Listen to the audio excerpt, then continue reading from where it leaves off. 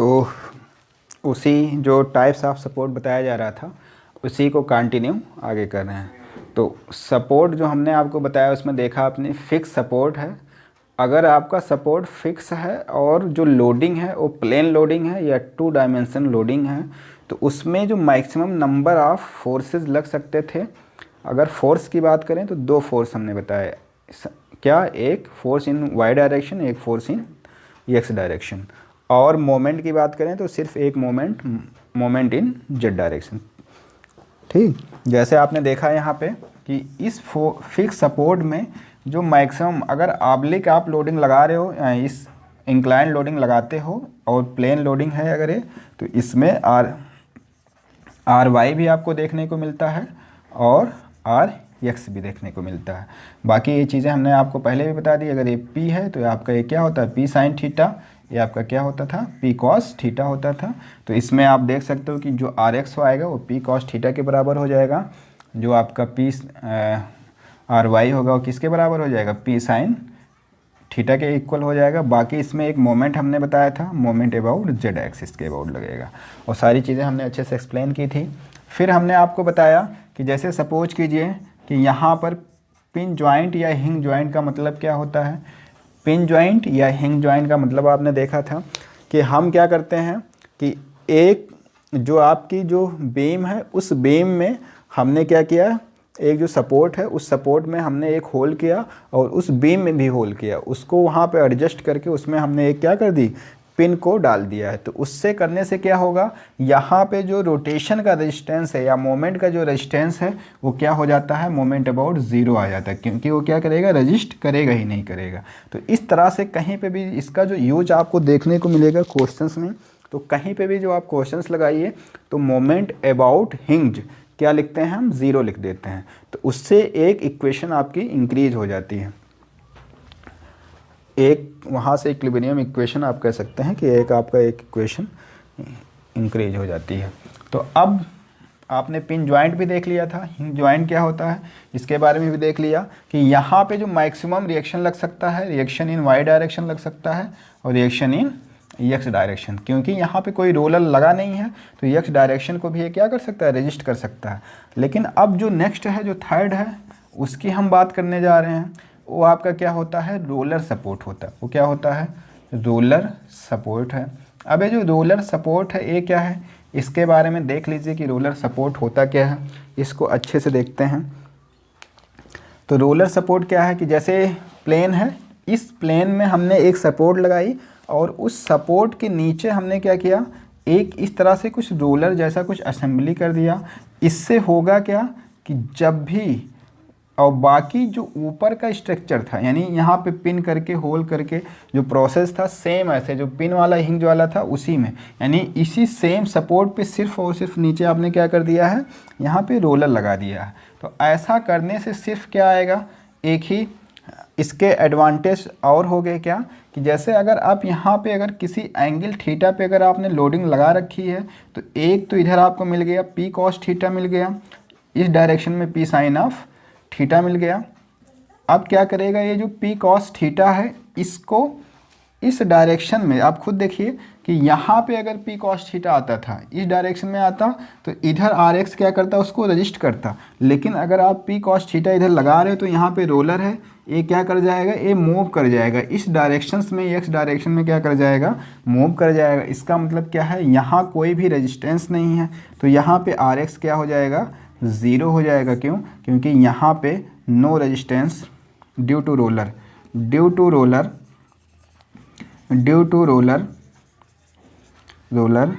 No resistance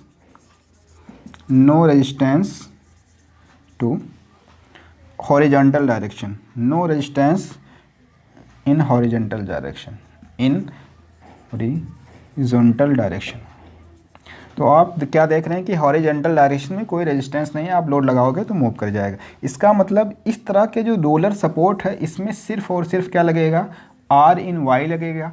क्या इसमें moment resist करेगा? नहीं, क्योंकि सेम जैसे वहाँ नहीं करता था, यहाँ पे पिन लगा हुआ है, जब आप इस पर इस तरह से रोटेशन करोगे, रोटेट कराने की कोशिश करोगे तो ये रोटेट कर जाएगा, तो इसका मतलब उसको रजिस्ट कर ही नहीं रहा है, तो वो रजिस्टेंस नहीं है। तो यहाँ पे जो मोमेंट है, मोमेंट अबाउट जेड भी क्या हो जाएगा? ज़ीरो। तो यहाँ पे सिर्फ और सिर्फ कौन से only one reaction, only one reaction, कौन सा रिएक्शन एक्ट करता है? वाई, यानी आर इन वाई एक्ट करता है। और क्या? Moment about Z equal to zero, R in X, ये भी क्या हो जाता है? ज़ीरो हो जाता है। इस तरह से आप देख रहे हैं कि ये सारी चीज़ें यहाँ पे ज़ीरो हो जा रही हैं। ठीक है, अब नेक्स्ट सपोर्ट है, उसकी प्रॉपर्टी के बारे में बात करते हैं। ये जो रोलर सपोर्ट देखे हो, इसी को कहीं कहीं आप इस तरह से भी देखेंगे, यानी इस रोलर सपोर्ट को इस तरह से भी रिप्रेजेंट किया जा सकता है। उसमें आप क्या करते हो, इस तरह से बीम होता है, इस बीम में आप लगा दिए, इस तरह से भी दिखाया जाता है। तो सेम खुद ही देखिए, सेम उसी तरह की प्रॉपर्टीज़ इसमें भी होती है। आप लोड लगाओगे, ये बीम को क्या कर सकता है? रोटेशन को रजिस्ट नहीं करेगा, सिर्फ और सिर्फ किस रिएक्शन को? आर वाई को रजिस्ट करता है। तो यहाँ पे R Y does not equal to zero, लेकिन यहाँ पे आर एक्स क्या हो जाएगा? ज़ीरो हो जाएगा। ये मोमेंट अबाउट जेड भी क्या होता है? ज़ीरो। तो इसी को आप, ये दोनों क्या हैं? इस सपोर्ट को हम क्या बोलते हैं?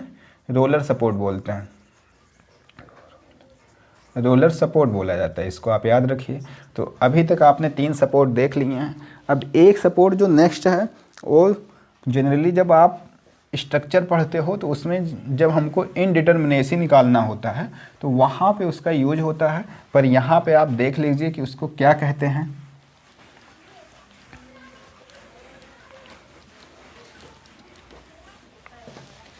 तो एक और है जो नेक्स्ट है, वो क्या है? इसको हम बोल रहे हैं गाइडेड रोलर बोल रहे हैं, guided horizontal roller, horizontal support. अब ये जो गाइडेड रोलर या हॉरिजॉन्टल सपोर्ट है, ये है क्या? इसके बारे में देख लीजिए। तो इसके बारे में जब आप देखेंगे तो ये क्या है? ये आपको करता क्या है? इस डायरेक्शंस में जो है,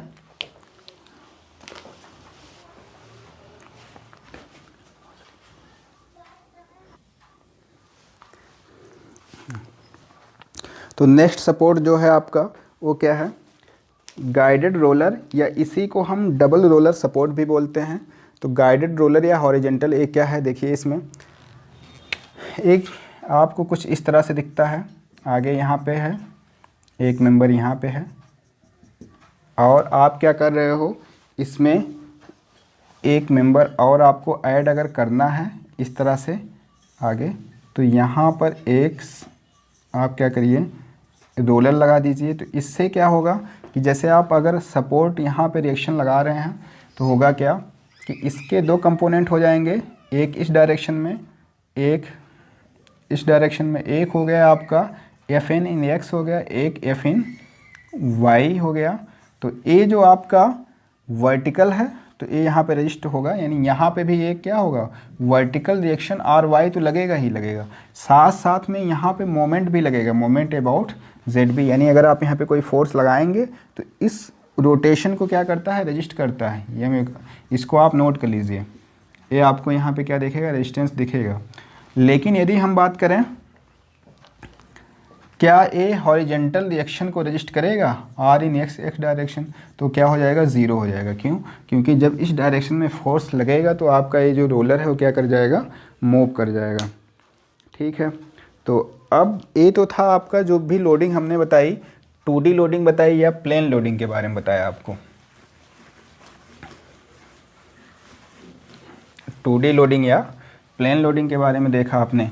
अब जो लोडिंग है वो देखनी है, जो वो आपकी है वो है 3D लोडिंग है, या इसको क्या बोलते हैं? देखिए, जो नेक्स्ट है वो क्या है? 3D loading. 3D loading. अब ये जो 3D जब लोडिंग आप करोगे तो इसमें जो चीज़ें आपको पढ़नी थी, जैसे जो सपोर्ट पढ़े थे आपने, सपोर्ट, तो 3 तरह के सपोर्ट हमने बताया जनरली। एक तो आपका क्या था? फिक्स सपोर्ट था, और दूसरा क्या था? पिन सपोर्ट,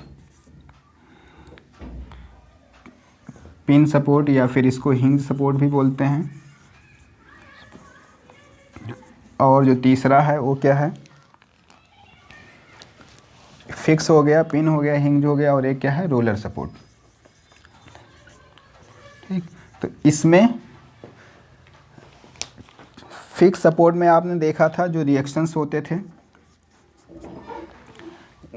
कितने रिएक्शंस हो सकते थे, 2 रिएक्शन होता था। लेकिन यहाँ पे अगर आप 3D लोडिंग कर रहे हैं तो यहाँ पे जो रिएक्शन आपको दिखेगा, RX भी दिखेगा, RY भी दिखेगा, RZ भी दिखेगा, मोमेंट इन X भी दिखेगा, मोमेंट इन Y भी दिखेगा, मोमेंट इन Z भी दिखेगा। तीनों डायरेक्शंस में आपको, यानी RX, RY, RZ और MX, MY, MZ सब कुछ आपको दिखेगा। तो इस तरह से जो टोटल रिएक्शन होते हैं फिक्स सपोर्ट पे 3D लोडिंग के केस में 6 हो जाते हैं। टोटल कितना हो जाएगा यहाँ पे, 3D सपोर्ट में क्या होगा, यहाँ पे 3D लोडिंग अगर है तो जो आपको दिख रहा है वो कितना दिख रहा है, वो यहाँ पे फिक्स सपोर्ट के लिए 6 दिख रहा है।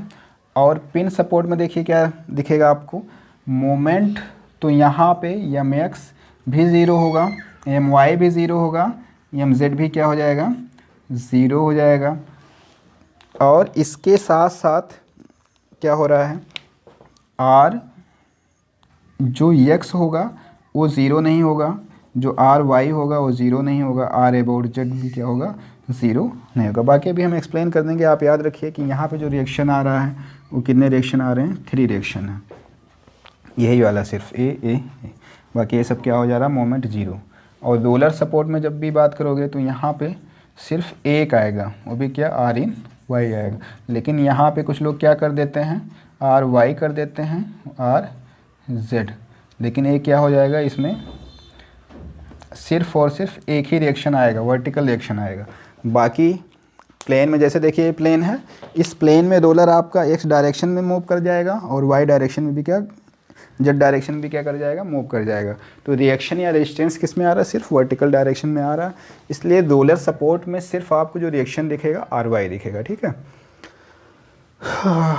तो इतनी बात तो आपको समझ में आ गई होगी। तो आगे देखते हैं, अब कुछ जॉइंट के बारे में बात करते हैं। जैसे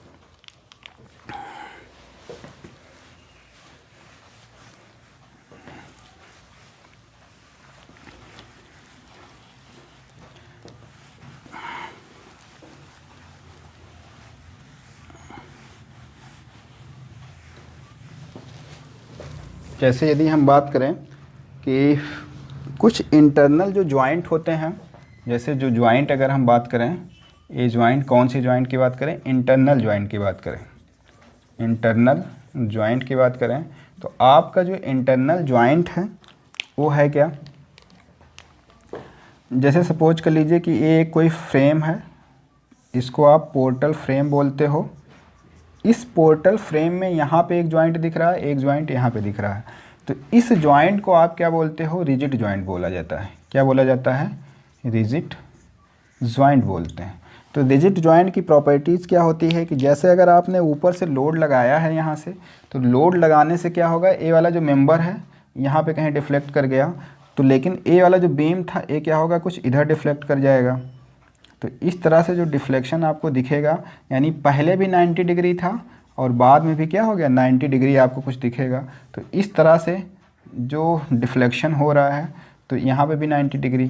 तो इस जॉइंट को ही आप क्या बोलते हो, रिजिड जॉइंट बोलते हो। तो रिजिड जॉइंट का मतलब क्या है कि ऐसे joint angle between joint is constant after loading, after deflection। तो इसको भी आप रिजिड बोलते हो। ऐसे सपोज कीजिए कहीं इस तरह से आपको दिखे, एक आपका जो बीम है ये छोटा है, यानी इसका जो क्रॉस सेक्शन है कम है, इसका यहाँ पे ज़्यादा है, और इस तरह से जो बीम फिक्स बीम आपको दिख रहा है, इस जॉइंट को भी आप क्या बोलते हो, फिक्स जॉइंट बोला जाता है या रिजिड जॉइंट बोला जाता है, रिजिड जॉइंट बोलते हैं। इसको भी आप क्या कहते हो, रिजिड जॉइंट बोलते हैं। तो इसकी भी वही सेम प्रॉपर्टीज़ है। लेकिन अगर पिन जॉइंट या इंटरनल जो जॉइंट होते हैं उनकी प्रॉपर्टीज़ क्या होती है, डिफरेंट होती है। हालांकि यहाँ पे उतना उसका नीड नहीं है, लेकिन हम आगे चाहें तो देख सकते हैं, स्ट्रक्चर में उसका थोड़ा सा यूज पड़ता है।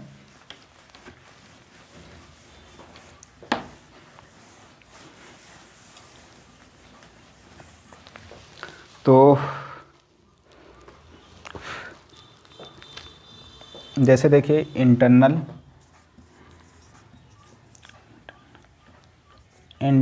रोलर की अगर हम बात करें, कुछ प्रॉपर्टी होती है इंटरनल रोलर क्या है।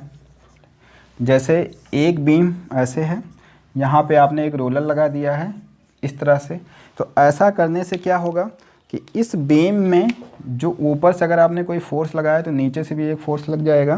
तो R Y does not equal to 0, R Y इस सपोर्ट में होगा ही होगा। इंटरनल रोलर में क्या मोमेंट होगा, तो मोमेंट अबाउट जेड ये क्या हो जाएगा, 0 हो जाएगा।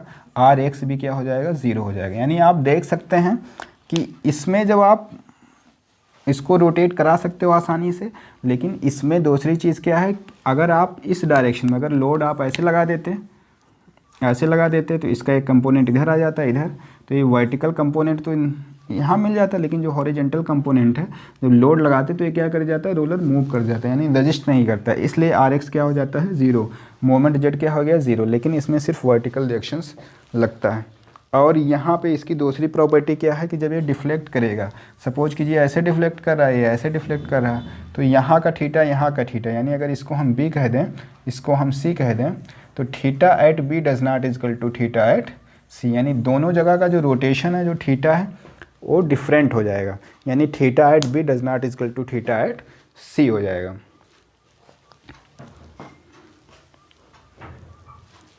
ऐसे एक और आपको लिंक के बारे में देखना है कि लिंक मेंबर क्या होता है, लिंक मेंबर की प्रॉपर्टी क्या होती है। तो लिंक देखिए, जैसे सेम ऐसे बनाना है आपको, यहाँ पे ले आइए, यहाँ पे ऐसे कर दीजिए, इसी को आप लिंक बोलते हो। इसको क्या बोला जाता है, लिंक मेंबर बोला जाता है। इसकी भी प्रॉपर्टी आगे यूज की जाएगी जब आपको डिटर्मिनेसी या इनडिटर्मिनेसी स्ट्रक्चर में पढ़ेंगे, तो वहाँ यूज होता है। तो इस मेंबर में जो फोर्स लगेगा सिर्फ और सिर्फ एक्सियल फोर्स लगेगा, यानी एक्सियल फोर्स 0 नहीं है। डज नॉट इक्वल टू 0 का मतलब उसमें एक्सियल फोर्स लगेगा, लेकिन क्या इसमें मोमेंट लगेगा। जैसे आप देखिए इसको रोटेट कराओगे तो रोटेट कर जाएगा, बाकी इसमें मोमेंट अबाउट जेड क्या हो जाएगा, 0 हो जाएगा। इसमें आर एक्स भी क्या हो जाएगा, 0 हो जाएगा।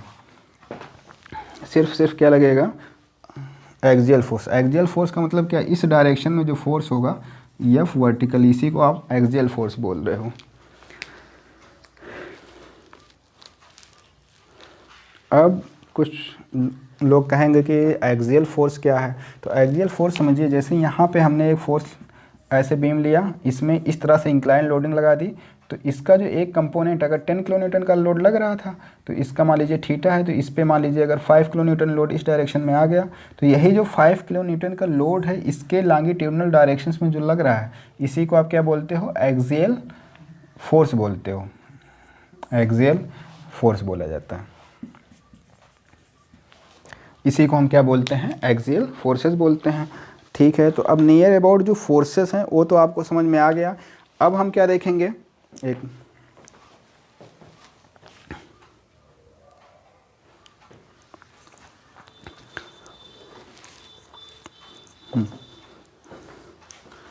तो अब देखिए जो टाइप्स ऑफ आपने बीम पढ़ा था उसमें अब देखिए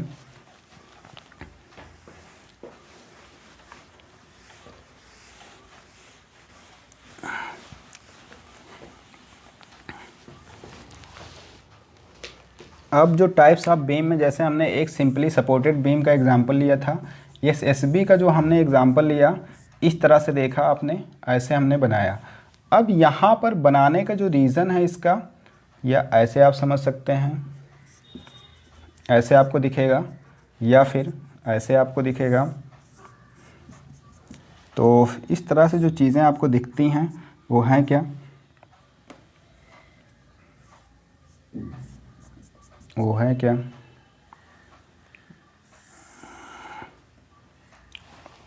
देखिए कि अब ये क्या हो गया, आपका सिंपली सपोर्टेड बीम हो गया, ये भी आपका सिंपली सपोर्टेड है। यहाँ पे रोलर था, इस रोलर को इस तरह से भी लगाया जा सकता है।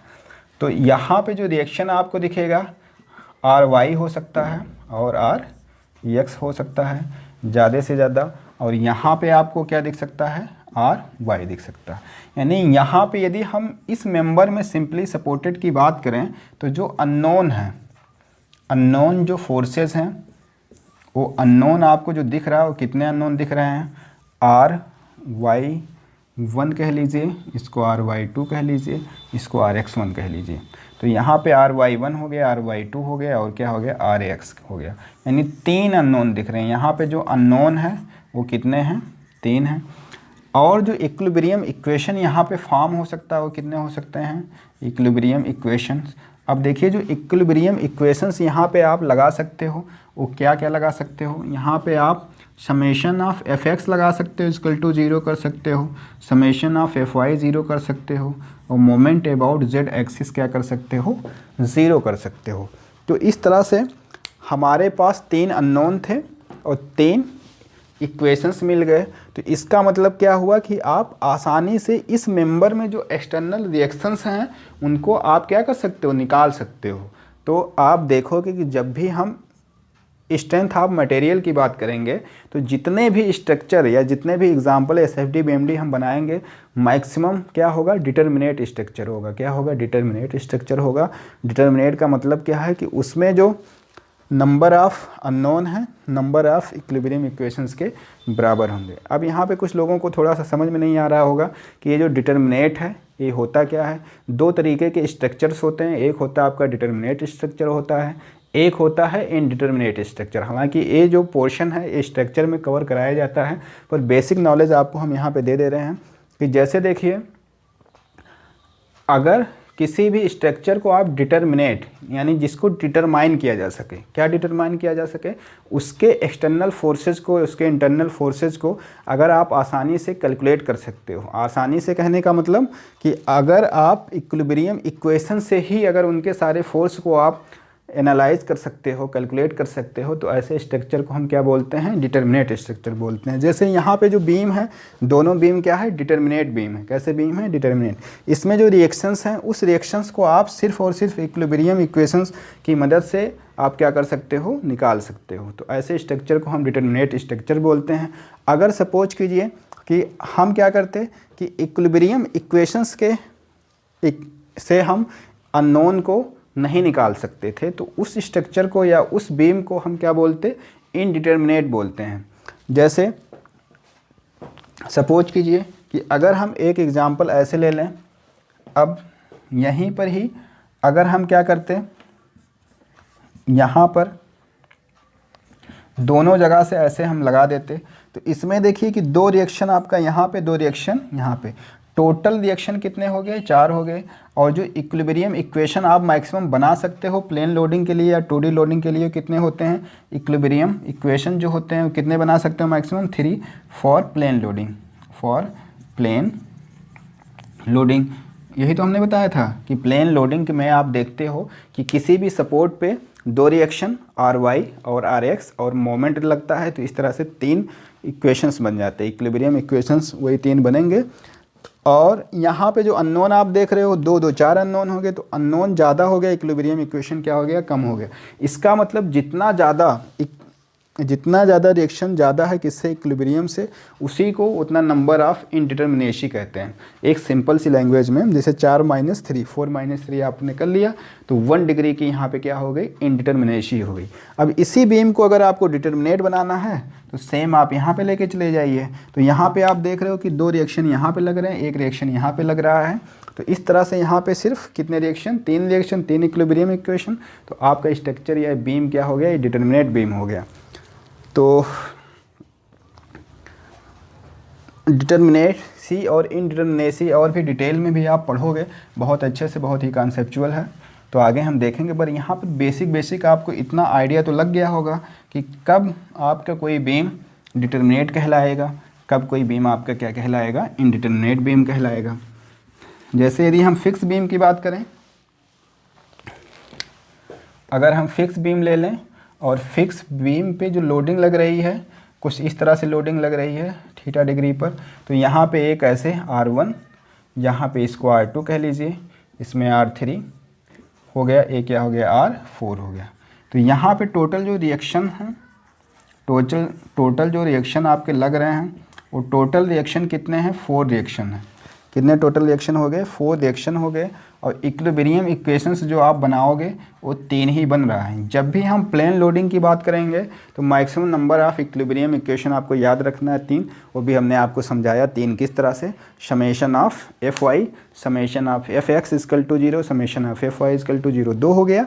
और एक moment about Z equal to 0 2D loading के केस में। लेकिन अगर यही 3D लोडिंग के केस में बात करते हैं तो 6 इक्विलिब्रियम इक्वेशंस बनते हैं। Summation of F x equal to 0, summation of F Y equal to 0, summation of A, चलिए हम लिख दे रहे हैं इक्विलिब्रियम इक्वेशन। इक्विलिब्रियम इक्वेशन जो बनेंगे वो 2D 3D में, 2D में मैक्सिमम कितने 3 और इसमें कितने 6। और जो 3 बन रहे हैं वो कितने, summation of F x equal to 0, summation of F Y equal to 0 और moment about Z equal to 0। और यहाँ पर summation of F x equal to 0, summation of F equal to 0, summation of F equal to 0, moment about X equal to 0, moment about Y equal to 0, moment about Z equal to 0। इतना हो गया। तो ये चीज़ें आपको याद होना चाहिए। बाकी आप यहाँ पे भी देख सकते हो, अगर ये प्लेन लोडिंग थी या 2D लोडिंग थी तो यहाँ पे जो मैक्सिमम रिएक्शंस थे वो 4 हो गए और इक्विलिब्रियम इक्वेशन 3। तो ये कितना हो गया, 1 डिग्री की इसमें क्या आ गई, इनडिटर्मिनेसी आ गई। तो आप इसके रिएक्शंस को सिर्फ इक्विलिब्रियम इक्वेशन से नहीं निकाल सकते हो। तो कैसे निकाला जाता है वो सारी चीज़ें हम बाद में देखेंगे।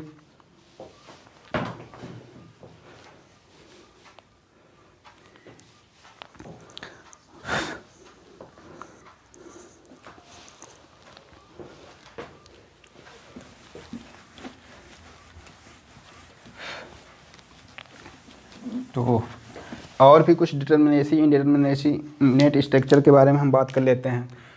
तो जैसे देखिए कि सपोज कीजिए कि ये आपका प्रॉप्ड कैंटिलीवर हो गया। कौन सा कैंटिलीवर हो गया, प्रॉप्ड कैंटिलीवर। अब आपको देखना है कि इसकी तो इसमें आप देखिए कि इसमें मैक्सिमम 2D लोडिंग में कितने लग सकते हैं, आर वाई लग सकता है, आर एक्स लग सकता है और मोमेंट अबाउट जेड लग सकता है, मोमेंट अबाउट जेड। ये 3 लग सकते हैं। और यहाँ पे एक वर्टिकल लोडिंग लगेगी, बाकी हॉरिजेंटल लगेगी नहीं। तो एक रिएक्शन यहाँ वाई कर लो। तो इस तरह से जो टोटल रिएक्शन है वो कितने हो गए, 3 और 1 4 हो गया, 4 हो गया। इक्विलिब्रियम इक्वेशन मैक्सिमम कितने 3। तो यहाँ पे जो डिफरेंस ले लोगे कितना आ गया, 1 आ गया। ये क्या हो जाएगा, 1 डिग्री की क्या हो जाएगी, इनडिटर्मिनेसी हो जाएगी, डिटर्मिनेसी हो जाती है। इतनी बात आपको समझ में आ रहा। तो ये जो इनडिटर्मिनेट स्ट्रक्चर्स होते हैं इनके एनालिसिस के लिए हमको क्या ज़रूरत होती है, हमको नीड होती है एक एक्स्ट्रा। अगर 1 डिग्री की है तो हमको किसकी नीड होगी, इक्विलिब्रियम तो आप लगाओगे, साथ साथ में हम लगाते हैं कंपैटिबिलिटी इक्वेशंस लगाते हैं। कंपैटिबिलिटी इक्वेशंस लगाकर हम फिर एनालिसिस करते हैं और रिएक्शन को फाइंड कर लेते हैं। जैसे देखिए यहाँ पर अगर हम कंपैटिबिलिटी इक्वेशंस की जब बात करेंगे, हालांकि अभी आपको उतने अच्छे से समझ में नहीं आएगा, लेकिन आप समझ सकते हो कि ये जो रिएक्शन है, ये रिएक्शन जो इसको लोड जब लगाएगा तो वो अपवर्ड का जो डिफ्लेक्शन होगा, यहाँ पे सपोज कीजिए कोई इस तरह से लोड लग रहा था तो डाउनवर्ड का जो डिफ्लेक्शन होगा, तो दोनों डिफ्लेक्शन आपस में क्या होंगे, बराबर होंगे या इक्वल होंगे, या नेट डिफ्लेक्शन क्या आ जाएगा, 0 आ जाएगा। तो वही आपका क्या होता है, कंपैटिबिलिटी इक्वेशंस होता है। ठीक, तो इतनी तो बात आपको समझ में आ गई किस स्ट्रक्चर को आप डिटर्मिनेट बोलते हो, किसको इनडिटर्मिनेट बोलते हैं। और एक बार फिर से और हम डिटर्मिनेसी इनडिटर्मिनेसी के बारे में बात करते हैं। जैसे वो जो फ्रेम हमने शुरू में आपको बनाया था, तो उस फ्रेम में आप क्या करिए कि जो बीम था, उस बीम की जो सपोर्ट थे कुछ इस तरह से थे। हालांकि इस तरह के सपोर्ट को जो एनालाइज करना होता है, यानी इस तरह के सपोर्ट में जो रिएक्शंस को फाइंड करना होता है या इसके मेंबर में जो फोर्सेज को फाइंड करना होता है, इट इज़ वेरी डिफ़िकल्ट। तो हम क्या करते हैं, उसको सिंप्लीफाई करते हैं, यानी जो एग्जैक्टली है तो सपोर्ट ज़्यादा आपको दिखेगा। 90% केसेस में स्ट्रक्चर में आपको सपोर्ट रिएक्शन दिखेगा, लेकिन जो सपोर्ट फिक्स सपोर्ट रिएक्शन है वो क्या होता है, इनडिटर्मिनेट होता है। उसको आसानी से आप, उसमें आपको क्या चाहिए, कंपैटिबिलिटी इक्वेशन चाहिए। तो आप क्या करते हो कि एनालिसिस के लिए हम कई तरह के बीम बना दिए हैं। जैसे हमने बताया आपको सिंपली सपोर्टेड बीम, तो उस सिंपली सपोर्टेड बीम के हिसाब से आप क्या करते हो, डिटर्मिनेट स्ट्रक्चर हो जाता है और आप सारे फोर्सेज को क्या कर ले जाते हो, कैलकुलेट। बाकी जो इनडिटर्मिनेट बीम है उनके फोर्सेज को, रिएक्शंस को या फोर्सेज को, इंटरनल फोर्सेज को आप कैलकुलेट स्ट्रेंथ ऑफ मटेरियल में नहीं करते हैं, उसको हम स्ट्रक्चर में करते हैं। जो आप स्ट्रक्चर में देखोगे तो डिफरेंट तरह के मेथड होते हैं। जैसे दो मेथड जनरली होता है, एक फोर्स मेथड होता है, एक डिस्प्लेसमेंट मेथड होता है। एक फोर्स मेथड और एक डिस्प्लेसमेंट मेथड। जैसे डिस्प्लेसमेंट मेथड के कई एग्जांपल होते हैं, मोमेंट डिस्ट्रीब्यूशन मेथड हो गया आपका, स्लोप डिफ्लेक्शन मेथड हो गया, ठीक है। ऐसे मैट्रिक्स मेथड में जो स्टिफनेस मैट्रिक्स होती है वो भी क्या है, एग्जांपल है डिस्प्लेसमेंट मेथड का। तो वो डिफरेंट मेथड होते हैं, उससे हम एनालाइज करते हैं। बाकी आप इतना यहाँ आपको समझना है सोम में, जिससे आप शियर फोर्स, बेंडिंग मोमेंट, ये सारी चीज़ें निकाल ले जाएं। तो आप सिर्फ इतना समझिए कि जो इन डिग्री ऑफ इनडिटर्मिनेसी जो होती है, जब आपको स्ट्रक्चर पढ़ाया जाएगा तो उसमें आप देखेंगे कि जो इनडिटर्मिनेसी होती है, दो होते हैं। एक होता है, एक को बोलते हैं स्टैटिक इनडिटर्मिनेसी बोलते हैं, एक को बोलते हैं काइनेमेटिक इनडिटर्मिनेसी बोलते हैं। और स्टैटिक्स में भी इनडिटर्मिनेसी में दो आप पढ़ेंगे, एक तो पढ़ेंगे आप एक्सटर्नल इनडिटर्मिनेसी, एक इंटरनल इनडिटर्मिनेसी। ये सारी चीज़ें आप स्ट्रक्चर में पढ़ेंगे, तो यहाँ बहुत अच्छे से देखा जाएगा वहाँ पे। तो यहाँ पे सिर्फ आप समझिए कि डिग्री ऑफ इनडिटर्मिनेसी कैसे निकालते हैं, मिनेसी, वो भी कौन सी, स्टैटिक इनडिटर्मिनेसी निकालने के लिए reactions minus equilibrium equation, number of reaction minus number of equilibrium equation. और आपको पता चल गया है कि रिएक्शंस कब कितने रिएक्शंस होते हैं, कब कितने इक्विलिब्रियम इक्वेशन। ऐसा नहीं है कि हमेशा जो है आपका 3 ही इक्विलिब्रियम इक्वेशन बनेगा, कभी कभी 2 ही भी बनता है। जैसे इस केस में देखिए, अगर लोडिंग आपने ऐसे लगा रखी है, यहाँ पे था, आपने सिर्फ लोडिंग वर्टिकल लगा रखी है, तो इस केस में जो रिएक्शंस आ रहे हैं, देखिए एक रिएक्शन भी कम हो गया, एक रिएक्शन R1 लग गया, यहाँ पे कितने लग गए, R2। क्या इस डायरेक्शन में यहाँ कोई रिएक्शन होगा, नहीं होगा, क्योंकि यहाँ पे कुछ इस इंक्लाइन लोडिंग है ही नहीं, इस डायरेक्शन में लोडिंग नहीं है, तो यहाँ पे रिएक्शन नहीं होगा। तो 2 रिएक्शन दिखे आपको, R1 और R2 दिखा। तो इक्विलिब्रियम इक्वेशन जो बनाओगे, यानी summation of Fy equal to 0 करोगे, और फिर क्या करोगे, moment about, summation of moment about Z equal to, यहाँ पे जो इक्विलिब्रियम इक्वेशन है वो कितने बन गए, 2 बन गए। यहाँ पे आप देख रहे हो कि लोडिंग के according number of equilibrium equations and reactions also can be increase और डिक्रीज।